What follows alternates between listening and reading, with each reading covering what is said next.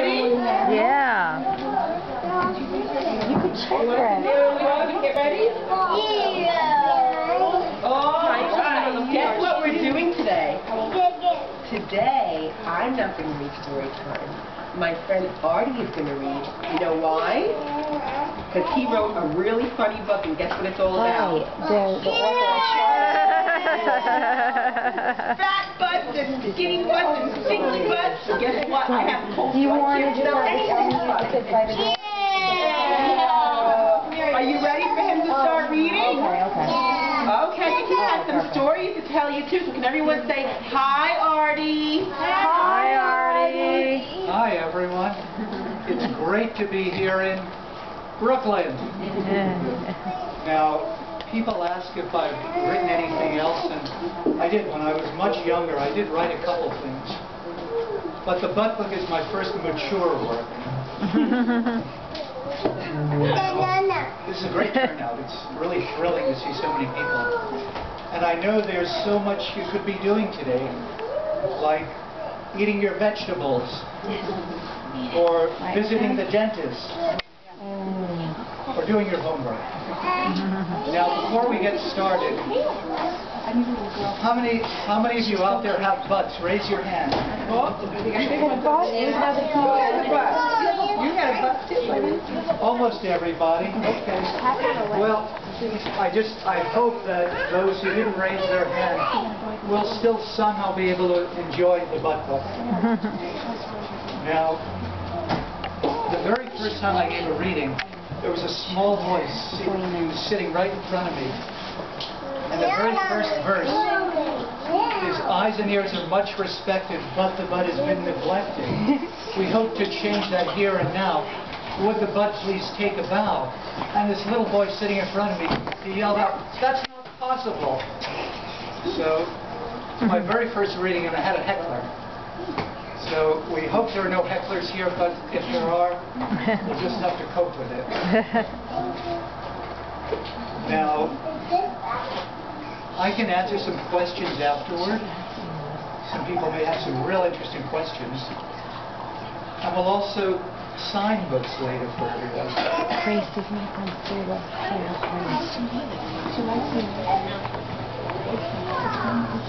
Now, how many butts do we see on this spread, this opening spread? Does anyone see any? Are there any butts there? How many?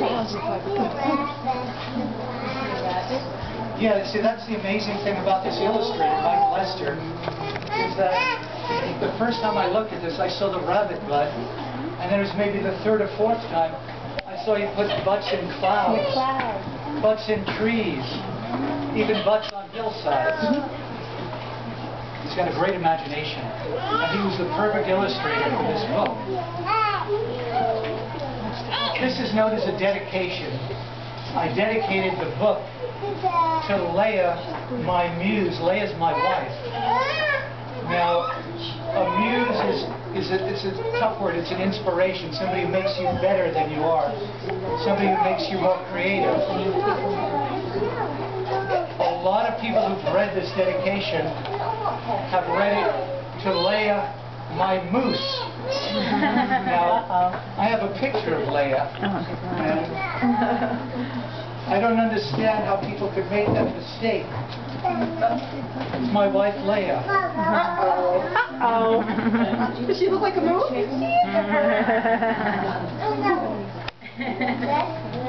Huh. Maybe she does look a bit like a moose.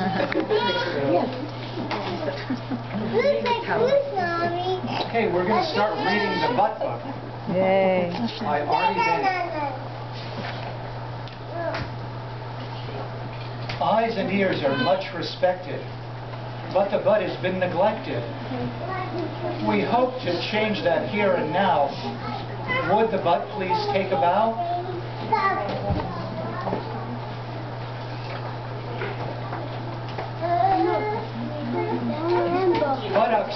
Buttocks is the formal name, and no two buttocks are the same. Butts can come in every size. Some will droop, and others rise.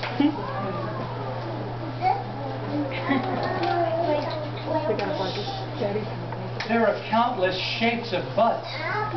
One may be flat, another juts. Butts are found across the earth. We have them from the day of birth.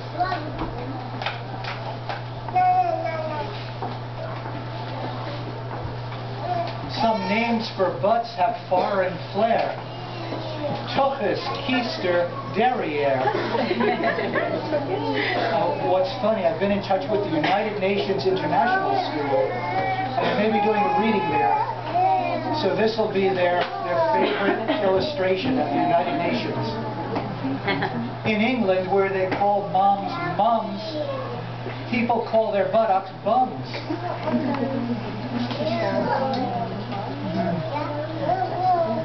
Butts have cheeks, just like our faces, though they're found in different places. How many cheeks do you have? 2. How many cheeks down here do you have? 2. That's today's anatomy. Fanny, bottom, hiney, rear. Butts are back, my dear.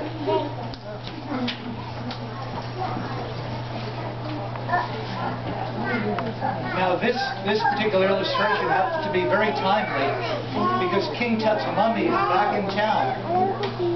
Even mummies, like King Tut, have a well-worn, well-wrapped butt. Here's King Tut's butt. Lots of creatures have behinds. There are just so many kinds.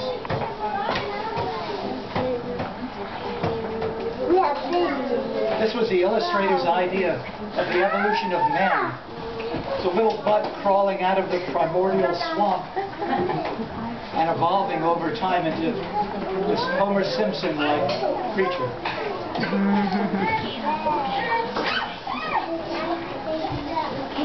Elephants have mighty ones, while hippos have untidy ones. Giraffe butts are supremely tall, but mouse butts are extremely small. Do we have a giraffe butt in the store? Oh, we did have a giraffe butt. It looks supremely tall to me.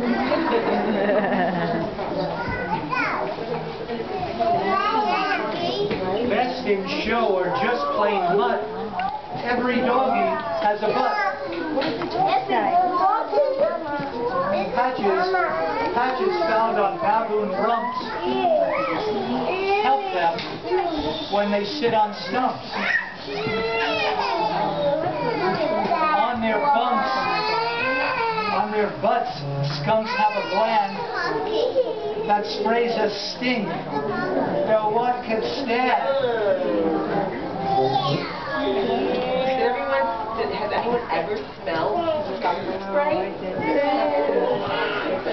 So sticky. And it comes from their coolies.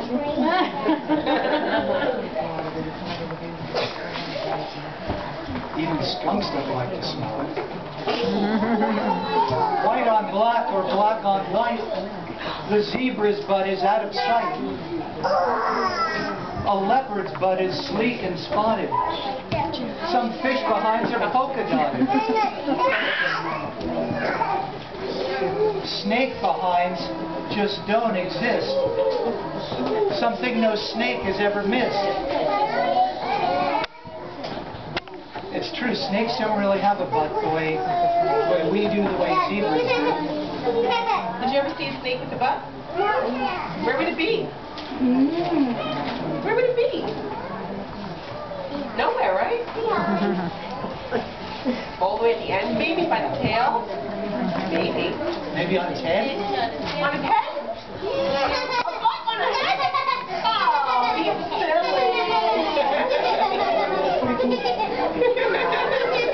This is my favorite picture, and this is a lot of people's favorite picture. Look at the butt on this eagle. It's got a 5 o'clock shadow. This is one eagle that needs a shave.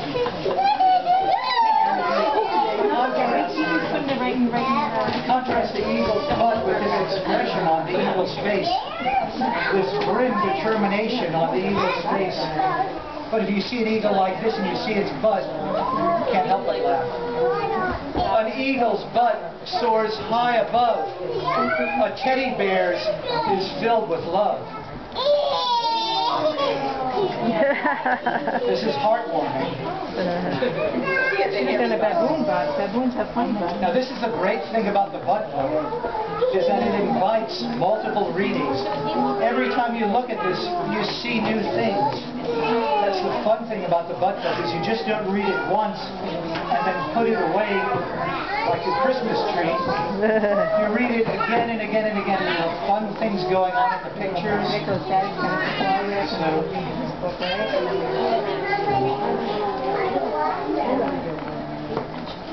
Why do we have butts, perchance? A place to place our underpants? See, this young man got confused. He put his underpants on his head. But maybe he knows better now. Butts are vital body parts, important as our heads or hearts. Our rumps provide a built-in chair we carry with us everywhere.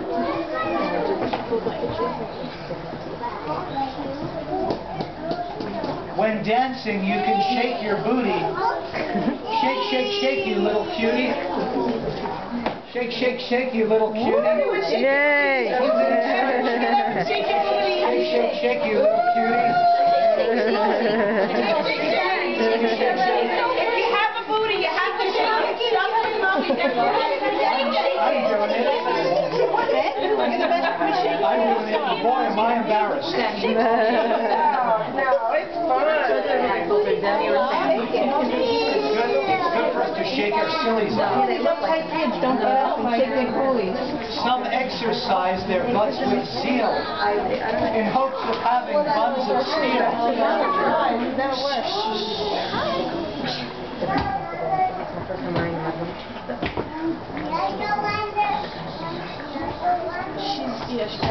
Without your butt, you're incomplete. You could not use the toilet seat.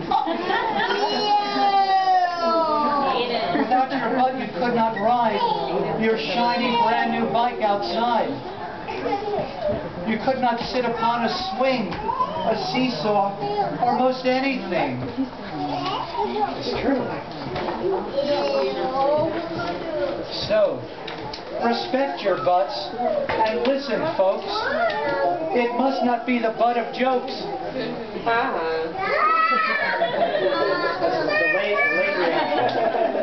Bottoms up.